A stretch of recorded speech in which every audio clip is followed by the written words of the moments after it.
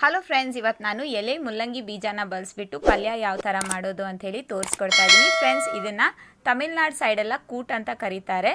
Friends, ನೀವು ಬೇಕಂದರೆ ಇದನ್ನು ಬೀನ್ಸ್ ಜೊತೆನೂ ಮಾಡ್ಕೋಬೋದು, ಹಾಗೆ ಪಡವಲಕಾಯಿಂದನೂ ಮಾಡ್ಕೋಬೋದು. ತುಂಬಾ ಚೆನ್ನಾಗಿರುತ್ತೆ. ಇದು ಚಪಾತಿಗೆ ಹಾಗೆ ಅನ್ನ ಸಾರು ಜೊತೆನೂ ಬೆಸ್ಟ್ ಕಾಂಬಿನೇಷನ್ ಅಂತ ಹೇಳ್ಬೋದು. ಸೊ ಬನ್ನಿ ಫ್ರೆಂಡ್ಸ್, ಹಾಗಾದರೆ ತಡ ಮಾಡದೆ ನೋಡೋಣ ಇದನ್ನು ಯಾವ ಥರ ಮಾಡೋದಂತ. ಮೊದಲಿಗೆ ಒಂದು ಪಾತ್ರೆನ ಗ್ಯಾಸ್ ಮೇಲಿಟ್ಟು ಅದರಲ್ಲಿ ಎಣ್ಣೆನ ಹಾಕ್ಕೋಬೇಕು. ಎಣ್ಣೆ ಬಿಸಿ ಆದ ನಂತರ ಅದರಲ್ಲಿ ಸಾಸಿವೆನ ಹಾಕ್ಕೋಬೇಕು. ಸಾಸಿವೆ ಸಿಡಿದ ನಂತರ ಅದರಲ್ಲಿ ಈರುಳ್ಳಿ, ಮೆಣಸಿನ್ಕಾಯಿ ಹಾಗೆ ಜಜ್ಜಿಟ್ಟಿರುವಂಥ ಬೆಳ್ಳುಳ್ಳಿನ ಹಾಕ್ಕೊಂಡು ಲೈಟಾಗಿ ಕೆಂಪಗಾಗೋ ಮಟ್ಟ ಹುರ್ಕೋಬೇಕು. ನಂತರ ಇದರಲ್ಲಿ ಚಿಟಿಕೆಯಷ್ಟು ಅರಿಶಿಣದ ಪುಡಿನ ಹಾಕ್ಕೋಬೇಕು. ಇವಾಗ ನಾನಿಲ್ಲಿ ಒಂದು 4 ತಾಸಿನವರೆಗೂ ಬಿಸಿ ನೀರಲ್ಲಿ ಕಡಲೆಬೇಳೆನ ನೆನೆಸಿದ್ದೆ. ಇವಾಗ ಇದನ್ನು ಚೆನ್ನಾಗಿ ತೊಳ್ಕೊಂಡು ಇದನ್ನು ಇದರೊಳಗೆ ಹಾಕ್ಕೋಬೇಕು ಒಗ್ಗರಣೆ ಒಳಗೆ. ಇವಾಗ ಇದನ್ನೆಲ್ಲ ಒಂದ್ಸಲ ಚೆನ್ನಾಗಿ ಮಿಕ್ಸ್ ಮಾಡ್ಕೊಳ್ಳೋಣ. ಇವಾಗ ಇದರಲ್ಲಿ ಮುಲ್ಲಂಗಿ ಬೀಜನ ಈ ಥರ ಸಣ್ಣದಾಗಿ ಕಟ್ ಮಾಡಿಕೊಂಡು ಸ್ವಲ್ಪ ಅರಿಶಿಣದ ಪುಡಿ ಹಾಗೆ ಉಪ್ಪನ್ನು ಹಾಕಿಬಿಟ್ಟು ಬೇಯಿಸಿಟ್ಕೊಂಡಿದ್ದೀನಿ. ಇವಾಗ ಈ ಕಾಯಿನ ಬೇಯಿಸಿರುವಂಥ ಕಾಯಿನ ಇದರೊಳಗೆ ಹಾಕ್ಕೊಳ್ಳೋಣ ಒಗ್ಗರಣೆ ಒಳಗೆ. ನೀರು ಹಾಕದೆ ಬರೀ ಬೇಯಿಸಿರುವಂಥ ಕಾಯಿನ ಹಾಕ್ಕೊಳ್ಳಿ. ಇವಾಗ ಇದನ್ನೆಲ್ಲ ಒಂದ್ಸಲ ಚೆನ್ನಾಗಿ ಮಿಕ್ಸ್ ಮಾಡ್ಕೊಳ್ಳೋಣ.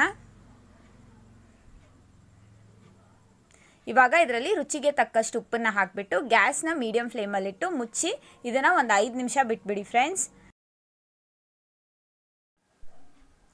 ಇವಾಗ ನೋಡಿ ಇದರಲ್ಲಿರುವಂಥ ನೀರೆಲ್ಲ ಕಮ್ಮಿ ಆಗಿದೆ. ಇವಾಗ ನೆಕ್ಸ್ಟ್ ಇದರಲ್ಲಿ ಒಣ ಕೊಬ್ಬರಿ ತುರಿನ ಹಾಕ್ಕೊಳ್ಳೋಣ. ನಾವು ಒಣ ಕೊಬ್ಬರಿನ ಈ ಥರ ಮಿಕ್ಸರ್ಗೆ ಹಾಕಿ ಪುಡಿ ಮಾಡಿಟ್ಕೊಂಡಿದ್ದೀನಿ.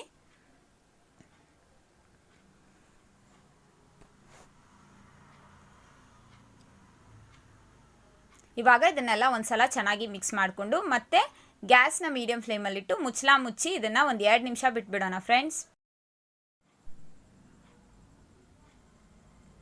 ಇವಾಗ ನೋಡಿ ಮುಲ್ಲಂಗಿ ಬೀಜದ ಪಲ್ಯ ರೆಡಿಯಾಗಿದೆ. ಇವಾಗ ಲಾಸ್ಟಲ್ಲಿ ಇದ್ರ ಮೇಲೆ ಕೊತ್ತಂಬರಿ ಸೊಪ್ಪನ್ನು ಉದುರಿಸ್ಕೊಳ್ಳೋಣ.